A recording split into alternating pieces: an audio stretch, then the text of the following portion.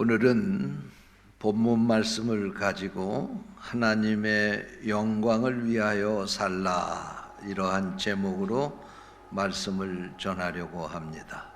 한번 따라서 하시죠. 하나님의 영광을 위하여 살라.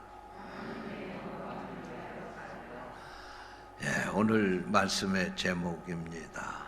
이 본문이 쓰여질 당시, 이 본문은 바울 사도가 고린도 교회에 보낸 편지입니다. 그런데 이 당시에 고린도 교회는 고린도라고 하는 도시에 세워졌는데, 이 고린도는 우상을 섬기는 신전들이 많이 있었습니다. 그러니까 자연스럽게 고린도에 사는 사람들이 이 우상의 신전에 가서 제물을 드리고, 또 그리고 그 드린 제물을 사람들이 먹기도 하고 그렇게 된 거죠. 그런데 그 우상에게 드려졌던 제물이 시장으로 나오게 된 겁니다. 우상에게 짐승을 잡아서 제사를 드리고 난 다음에 그것을 제사 드렸던 물건을 시장에서 유통을 한 거예요. 그러니까 사람이 식용으로 먹으려고 도축한 고기와 우상에게 드렸던 제물이 시장에서 섞여서 팔리고 있는 겁니다. 고린도 교회 성도들은 예수를 믿고 나니까 고민이 생긴 거예요. 이 고기를 먹어야 될 것인가 말아야 될 것인가. 고기를 사도 이게 사람이 먹으라고 도축해서 정상적인 유통으로 나온 고기인가, 아니면 우상에게 드려졌던 제물이 시장에 나와서 팔리는 건가. 고기를 살 때마다 그걸 신경을 쓰지 않을 수가 없게 된 거예요. 또 뿐만 아니라 예수 믿는 사람들끼리 모여서 식사하면 그게 별 문제가 안 되지만, 식사를 하게 될 때 어떤 이웃집에 초청을 받는데 그 이웃집은 예수를 믿지 않는 집이에요. 그런데 가가지고 음식을 먹는데 고기로 만든 음식이 나오면 예수 믿는 고린도 교회의 성도는 고민이 생기는 거예요. 이게 우상에게 드려졌던 것을 가지고 음식을 만들었을까? 아니면 정상적으로 사람 먹으라고 잡은 그 고기를 가지고 음식을 만들었을까? 또 식당에 가서 밥을 먹게 될 때도 마찬가지예요. 식당에서도 그 고기가 정상적으로 유통된 고기인지 아니면 우상에게 드려졌던 그 제물이 시장에 나와서 팔린 고기를 갖다가 음식을 만들었는지, 그거를 가리고 싶어야 되는데 그걸 다짜고짜 대고 이게 우상에게 드려진 제물이냐고 물어볼 수도 없고, 또 물어봐도 그것을 파는 사람이 그 상대를 보면서 꺼리껴 한다고 하면 그 얼마든지 거짓말할 수 있잖아요. 바로 이런 고민을 하고 있는 사람들을 향해서 바울 사도가 이 편지를 쓴 거예요. 그래서 오늘 읽은 본문 말씀에 보면 이러한 고기를 우리 예수 믿는 사람들은 어떻게 대해야 될 것인가.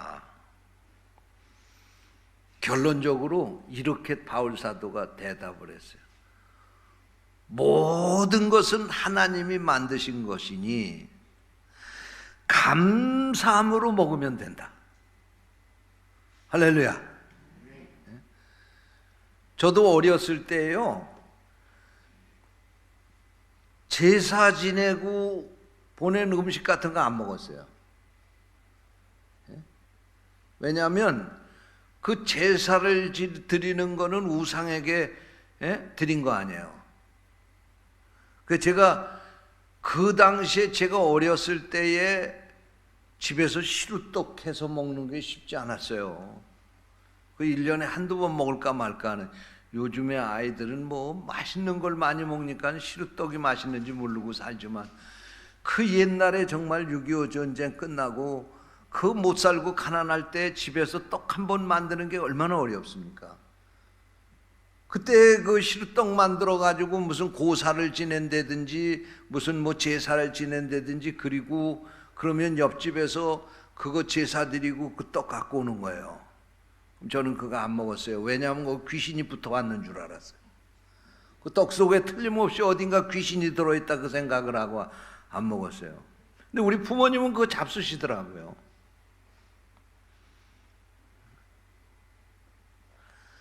바울 사도는 바로 이렇게 그것이 우상에게 드려졌던 제물이라 할지라도 그 제물 자체가 더럽혀진 게 아니에요. 거기 우상이 묻은 게 아니에요.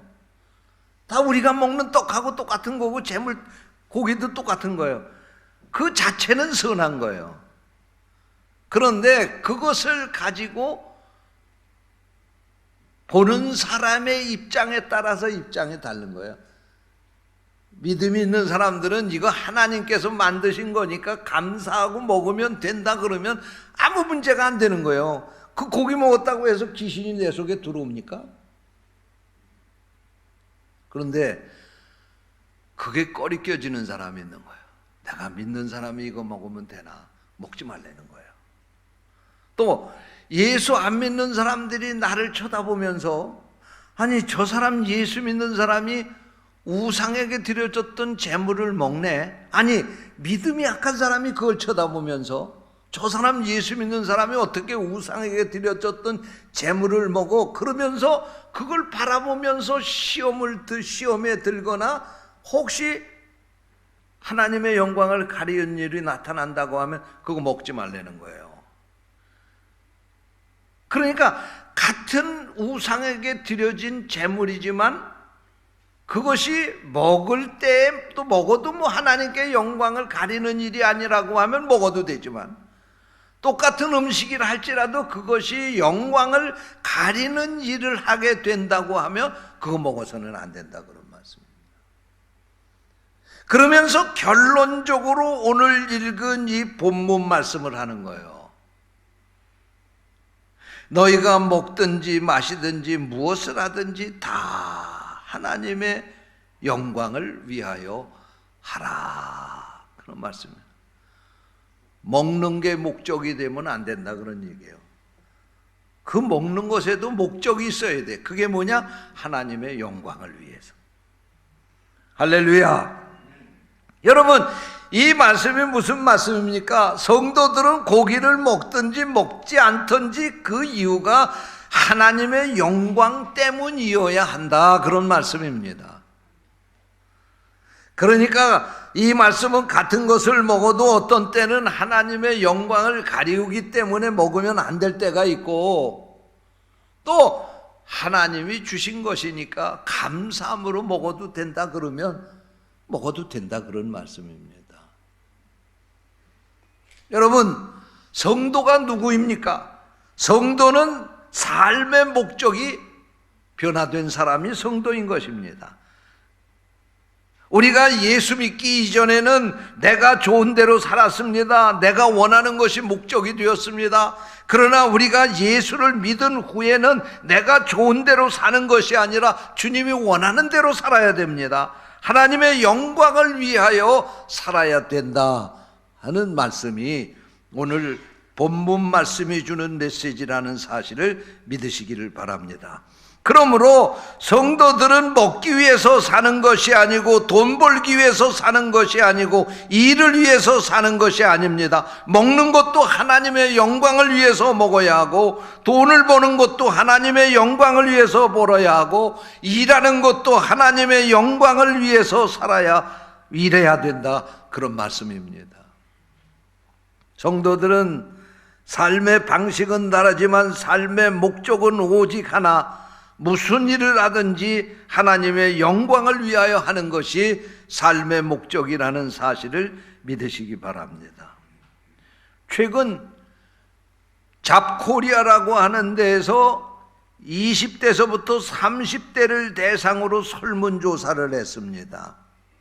설문의 내용은 직업을 선택하게 될 때 가장 중요하게 생각하는 조건이 무엇이냐 하는 물음을 가지고 답변을 받았어요. 그랬더니 20대, 30대에서 이런 답변이 나왔습니다.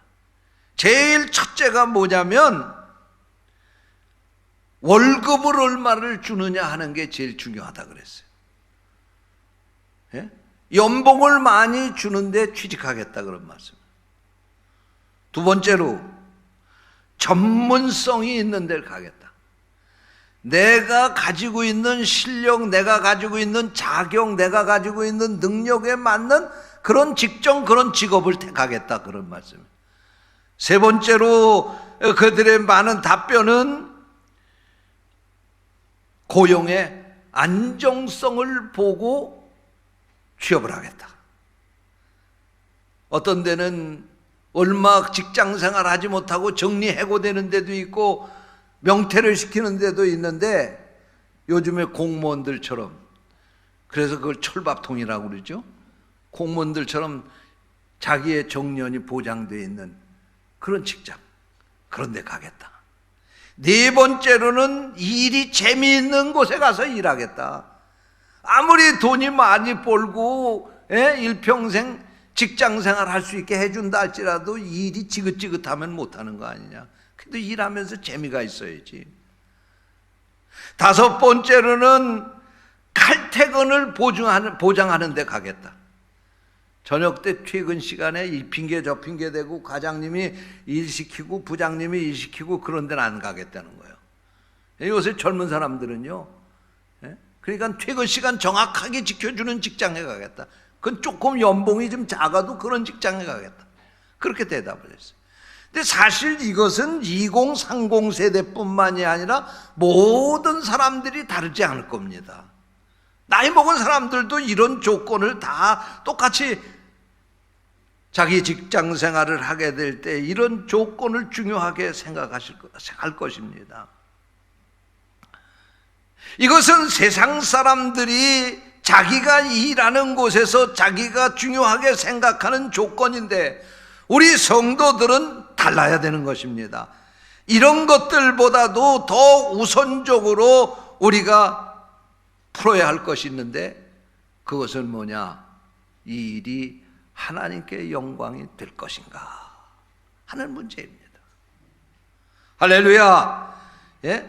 여러분, 아무리 연봉이 높고 장차 크게 성공을 보장해주고 그리고 정년이 보장이 된다 할지라도 이 일이 하나님께 영광을 가리는 일이 된다고 하면 우리 믿음 안에 사는 사람은 그 일을 선택할 수 없는 거예요.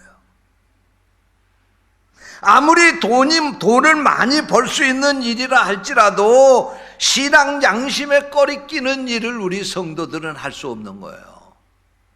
돈 번다고 술집 차려놓고 색시 데려다 놓고 돈 벌어서 되겠습니까? 돈 번다고 해서 사기쳐서 되겠습니까? 돈 번다고 해서 도덕적으로 법적으로 어긋나는 그런 일을 우리 믿음 안에서 사는 사람들이 하면 되겠습니까?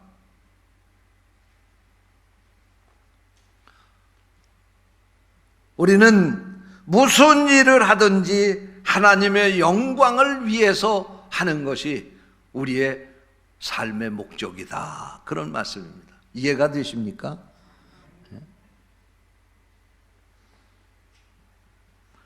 제가 아주 오래전에 개인 택시 운전을 하시는 기사 선교회에서 설교를 해달라고 해서 설교를 하러 갔었어요. 설교를 하고 나서 점심 식사를 하고 가라고 해서 같이 점심 식사를 하는데 바로 제 앞에 그 기사 선교회 회장님이 저하고 같이 앉아서 식사를 하는데 어떤 장로교회의 안수 집사님이시더라고요. 그래서 제가 그분한테 그렇게 얘기를 했죠. 아이고 집사님, 날마다 이 운전을 하시는데 얼마나 힘드세요? 그리고 얘기를 했더니 이 집사님에게 돌아온 대답이 과히 충격적이었습니다. 아유, 목사님 무슨 말씀이에요? 저는 날마다 행복하게 일하고 있습니다. 아니, 날마다 전도하면서 돈 벌어 먹고 사는 이 직업이 택시기사보다 더 좋은 직업이 어디 있습니까? 그러는 거예요.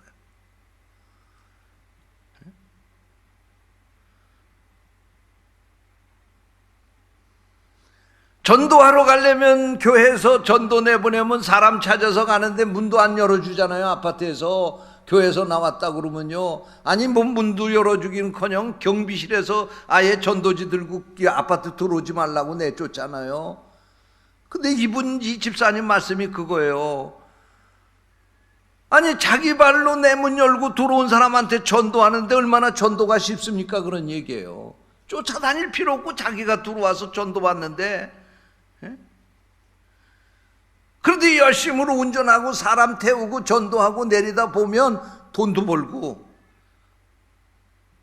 그래서 그걸 일거양득이라고 문자를 쓰고요, 그거를 꼭 먹고 알 먹고 누이 좋고 매부 좋고 임도 보고 뽕도 딴다고 그러는 거예요. 그런 거.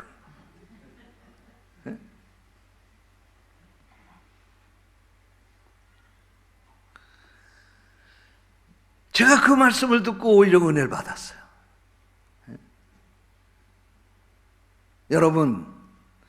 여러분의 삶의 현장에서 그저 먹고 사는 일을 위해서만 살지 마시고 하나님의 영광을 위해서 여러분의 일터를 그렇게 만드시기를 주님의 이름으로 축원합니다. 저 서울 영동에 가면 영동장로교회라고 하는 유명한 교회가 있어요. 거기에 아주 부자들도 많이 오고요, 아주 유명한 사람들이 그 교회에 많아요. 그런데 이 교회에 결혼을 한 신혼 부부가 출석을 해서 등록을 했습니다. 이 부부들은 결혼을 했지만 집 한 칸을 장만하지 못하고 어려운 가운데서 신혼생활을 시작을 했어요. 사글세 빵을 얻어가지고 신혼생활을 시작을 했어요. 교회에 등록해서 목사님이 그 가정에 신방을 갔습니다. 목사님이 물었어요. 무슨 기도를 해줄까요? 그랬더니 그분들이 대답을 합니다. 목사님, 이렇게 사글세 빵을 얻어서 사니까 얼마나 월세 내는 날이 빨리 돌아오는지, 어서 빨리 목사님 전세라도 얻어서 가게 기도해 달라고 그랬어요. 그래서 목사님이 그 기도 제목, 그가 요청하는 대로 기도했습니다. 그리고 돌아와서도 그 가정을 위해서 기도했습니다. 그런데 얼마 지나고 나니까 그 부부가 와가지고 목사님에게, 목사님 기도해 주신 것이 응답받았습니다. 그래서 제가 전세를 얻어가지고 이제 입주를 했는데 목사님 오셔서 예배를 좀 드려주시기를 바랍니다. 그래서 가가지고 입주 예배를 드렸습니다. 목사님 거기 가서 뭐라고 기도했겠어요? 하나님, 이 집사님 가정에 전셋집이라도 얻게 해달라고, 그리고 기도했다가 응답이 됐으니까 그 다음엔 무슨 기도해야 돼요? 내 집 장만하게 해달라고, 그리고 기도해야 되는 게 당연한 것 아니겠어요? 그래서 목사님이 어서 좋게 이 집사님 가정이 내 집 장만해서 입주하게 해달라고 기도를 했어요. 그런데 몇 년이 지났습니다. 이 부부들이 그냥 기도만 한 것이 아니라 이 전셋집을 벗어나기 위해서 열심으로 밤낮 없이 살았습니다.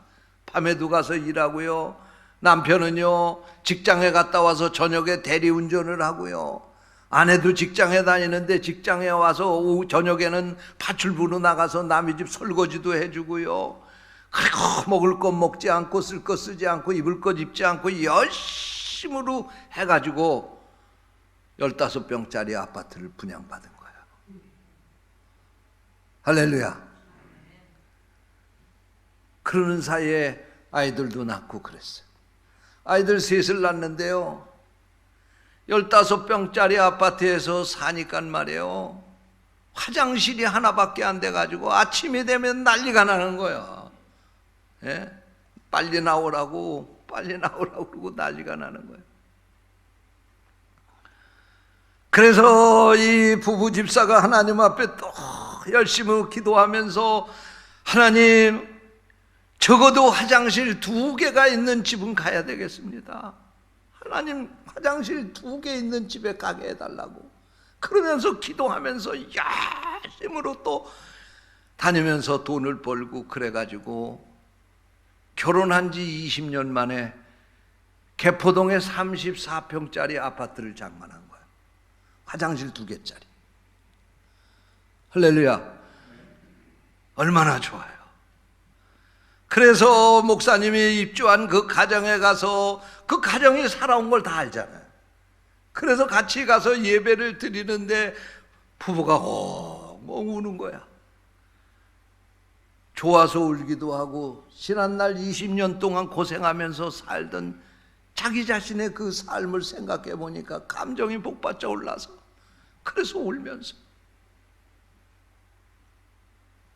그런데 내 집 장만했으니 얼마나 좋아요. 너무너무 행복한 거죠. 그런데 이게 웬일입니까? 얼마 지나지 않아서 그 부부 집사가 목사님 사무실로 찾아왔어요.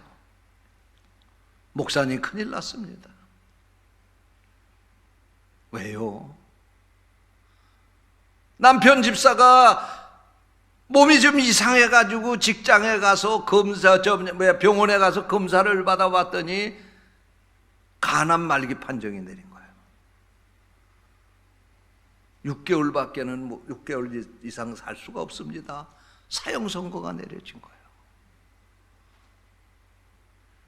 결국 그 집사님은 그 집을 장만하고 6개월도 살지 못하고 그만 세상을 떠나고 말았습니다.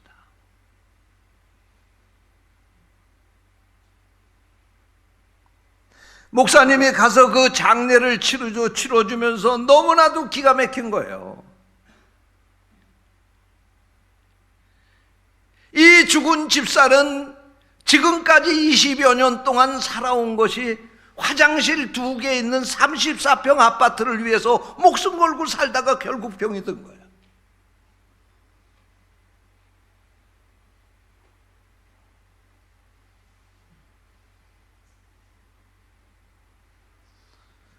저는요, 이 간증을 어느 책을 통해서 읽으면서 그런 생각을 했어요.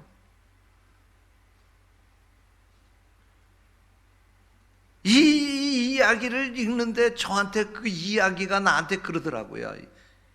이천이, 너는 다르게 사느냐?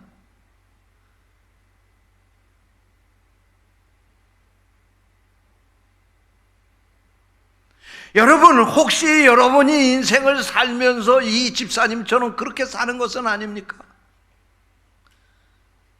세상의 것에 무슨 목표를 정해놓고 돈을 많이 벌어야지, 출세해야지, 성공해야지, 자식들 잘 키워서 성공시켜야지, 이런 것에 목적이 되어서 살다 보니까 어느 날 병든 거예요.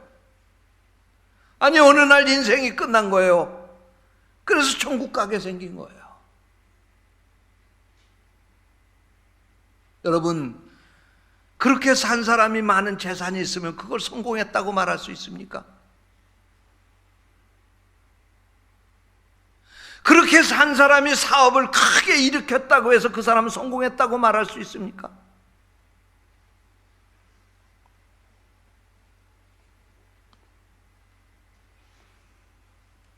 여러분,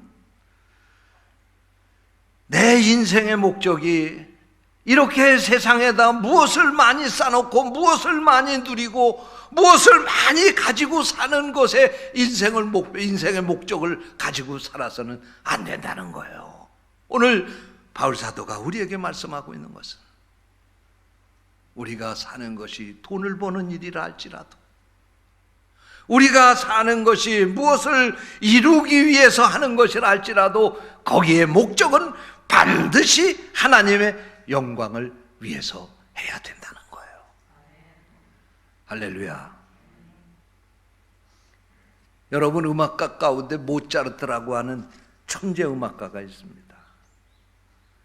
이 사람은 3살 때 피아노를 쳤다고 그래요. 그리고 6살 때 작곡을 하기 시작했어요. 그런데 오래 살면 얼마나 좋겠어요. 그만 34살에 세상을 떠나고 말았습니다. 너무 안타까운 거예요. 별로 쓸모없는 사람들은 오래 살고 이렇게 이런 사람들은 짧게 사는 게 너무 아까운 거예요. 그런데 이 모차르트가 34살에 젊은 나이로 세상을 떠났지만 그가 작곡한 곡이 626곡이나 된다는 거예요. 그의 작품이. 그래서 지금도요, 모차르트의 피아노 연주곡 같은 거는요, 피아노 치는 사람들이 굉장히 귀하게 보는 작품들이 많습니다. 그런데요, 이 모차르트가 쓴 그 악보를 보게 되면 그 악보 끝에는 맨 나중에 끝에다가 라틴어로 SDG 이렇게 약자를 스펠링 3개 라틴어 SGC, SC, STG, SDG 이렇게 써놨다는 거예요. 이게 무슨 뜻이냐면 솔리 데오 글로리아, 라틴어로 솔리 데오 글로리아라고 하는 말은 오직 하나님께 영광, 그런 뜻입니다. 다시 말씀을 드리면 모차르트는 비록 34년의 짧은 생애를 이 땅에서 살다가 갔지만 그가 쓴 작품은 수십 년 동안 이 세상에 살면서 작품을 만든 사람보다 더 많은 작품을 만들었고, 모차르트는 그 작품 하나하나가 하나님의 영광을 위해서 그가 이 작곡을 했다, 그런 말씀입니다. 할렐루야.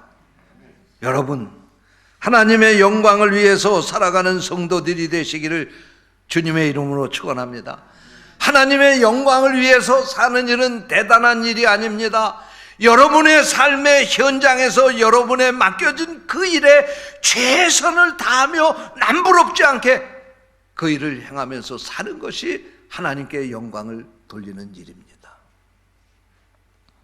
불의 전차라고 하는 영화가 우리나라에서도 상영이 됐습니다마는 이 영화는 1924년 제8회 파리 올림픽에서 영국 국가대표로 출전을 해서 육상 400m 종목에서 세계 신기록을 세우고 금메달을 목에 건 에릭 리델이라고 하는 사람의 감동적인 실화입니다. 이 에릭 리델의 아버지는 선교사였습니다. 그는 가난하게 자랐습니다. 아버지는 그 자식에게 운동을 시키면서 무슨 운동을 이렇게 해라 저렇게 해라 한 번도 그렇게 한 적이 없다고 합니다. 에릭 리델에게 어려서부터 그 아버지는 가르치기를 네가 무슨 작은 일을 하든지 최선을 다하면 그것을 통해서 하나님은 영광을 받으시는 것이다. 네가 비록 감자 하나를 깎더라도 거기에 최선을 다하면 그게 하나님께 영광을 돌리는 일이다. 그리고 그 자식을 가르쳤다는 거예요. 그래서 에릭 리델은 어려서부터 그 아버지의 그런 교육을 받고 그래 무엇을 하든지 최선을 다해서 하자. 그래서 운동을 하게 될 때에도 대충 하지 아니하고 최선을 다해서 운동을 했다는 거예요. 그래서 그가 올림픽에 나가서 금메달리스트가 될 수 있었다는 거예요. 사랑하는 성도 여러분, 여러분이 직장 생활을 할 때에도 최선을 다해서 하시기 바랍니다. 여러분이 무슨 일을 하든지 최선을 다해서 하시기 바랍니다. 그러면 여러분을 바라보는 사람들이 하나님께 영광을 돌리게 될 것입니다. 아하, 믿음 안에 사는 것이 바로 저렇게 사는 것이구나. 아하, 믿음 안에 사는 사람이 바로 저렇게 살고 있구나. 할렐루야. 여러분, 날마다 여러분의 삶을 통해서 하나님께 영광을 돌리며 살아갈 수 있게 되시기를 축원합니다. 그러므로 우리가 무슨 일을 하게 될 때에도 반드시 기억해야 될 사실이 있습니다. 내가 이 일을 해서 하나님께 영광을 가리는 것은 아닐까? 이 일이 과연 하나님에게 영광이 될까 하는 것 생각하며 하나님의 영광을 위해서 일하시기를 주님의 이름으로 축원합니다. 기도하겠습니다. 하나님 아버지, 오늘 우리 인생의 목적이 돈을 버는 것이 아니고 성공하고 출세하는 것이 아니라 하나님의 영광을 위해서 사는 것이 우리 믿는 성도들의 인생의 목적이라고 하는 사실을 깨우쳐 주시니 감사합니다.